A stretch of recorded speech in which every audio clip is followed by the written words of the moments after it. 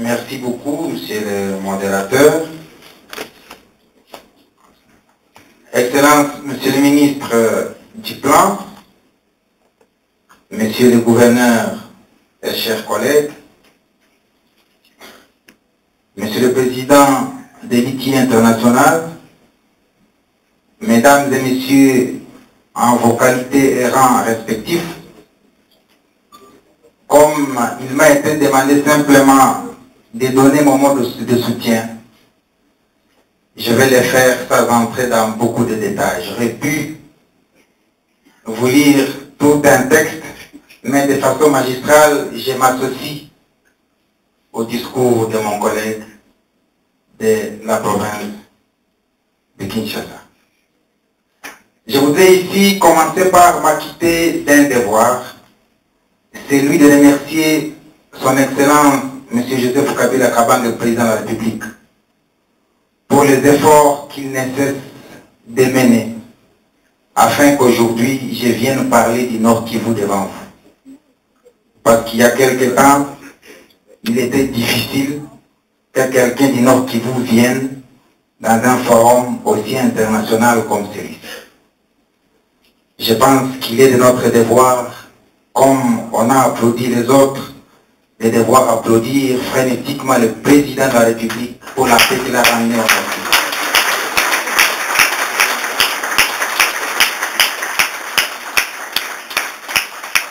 C'est Nord Kivu qui est une province qui n'échappe pas aux réalités, comme c'est le cas pour les autres provinces de la République, avec une diversité de substances, une diversité de ressources naturelles, parmi lesquelles nous pouvons citer des substances minérales, des substances pétrolières, forestières, disséminées dans tous les coins de la province du Nord Kivu.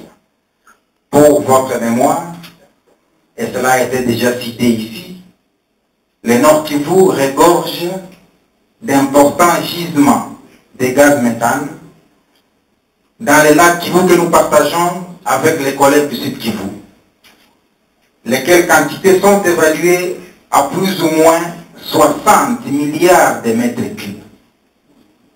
Et ce gaz méthane peut produire plus de 200 mégawatts, ce qui servirait à couvrir les besoins en énergie pour tout l'Est de la République démocratique du Congo.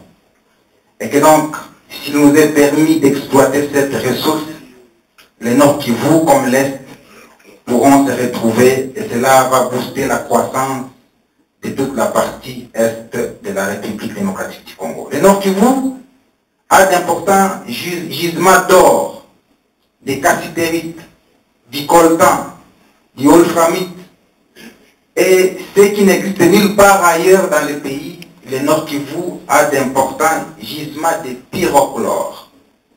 C'est un minerai spécifique pour nous et nous sommes fiers aujourd'hui de sortir de la guerre et de commencer à en parler.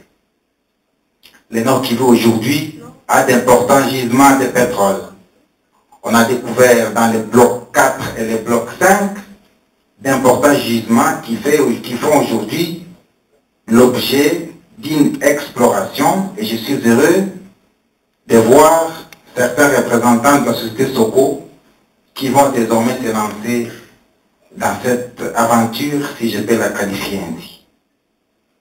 Le Nord Kivu est donc une province qui, un peu comme la République démocratique du Congo, je vais peut-être ne pas vous l'apprendre, contribue à ce que j'ai lu dans certains ouvrages des réalités selon lesquelles nous disposons de 24 000 milliards de dollars comme potentialité, comme évaluation de nos ressources naturelles.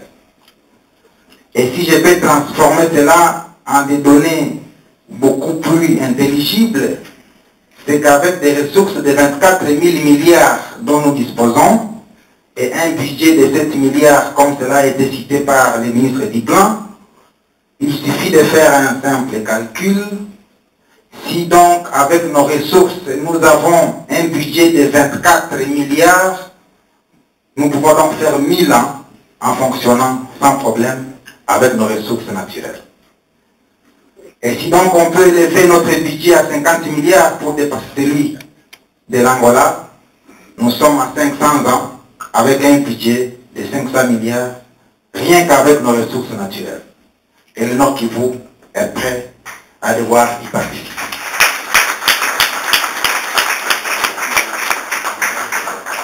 C'est ici donc les lieux de vous dire que depuis 2005, époque à laquelle nous avons adhéré à l'initiative, le Nord Kivu n'est pas un reste. Nous avons déjà commencé à publier certaines de nos ressources qui proviennent de tout ce que nous avons comme potentialité. Et lorsque nous sommes arrivés à la tête de la province, les ressources naturelles contribuaient à hauteur de 95 millions de francs congolais. Aujourd'hui, nous sommes à plus de 2 milliards de francs congolais comme contribution uniquement pour la partie que nous avons maîtrisée pendant ce moment de guerre. Voilà pourquoi, pour renforcer l'initiative, il est construit au Nord Kivu des centres de négoce. Et 3 centres pilotes sont en construction dans les territoires de Walikale et celui de Massissi pour devoir assurer la traçabilité des minéraux de manière à ce que du producteur jusqu'à la dernière phase de la vente, il soit connu qui fait quoi, qui produit quoi et quel montant l'État tire de ce qui a été produit. Cela est déjà opérationnel dans la province du Nord Kivu. Voilà pourquoi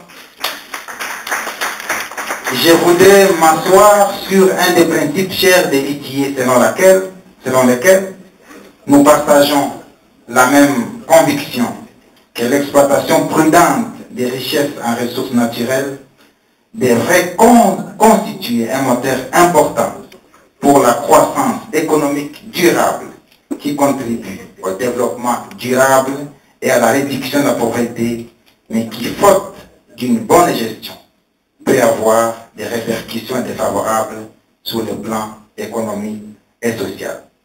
Et le Nord Kivu donc profite de ce moment pour dire tout haut qu'il ne devrait plus demain attendre que nous soyons ces pays proches de la conformité, mais désormais que nous soyons dans la conformité totale. C'est le message de soutien de la province du Nord Kivu et je vous remercie.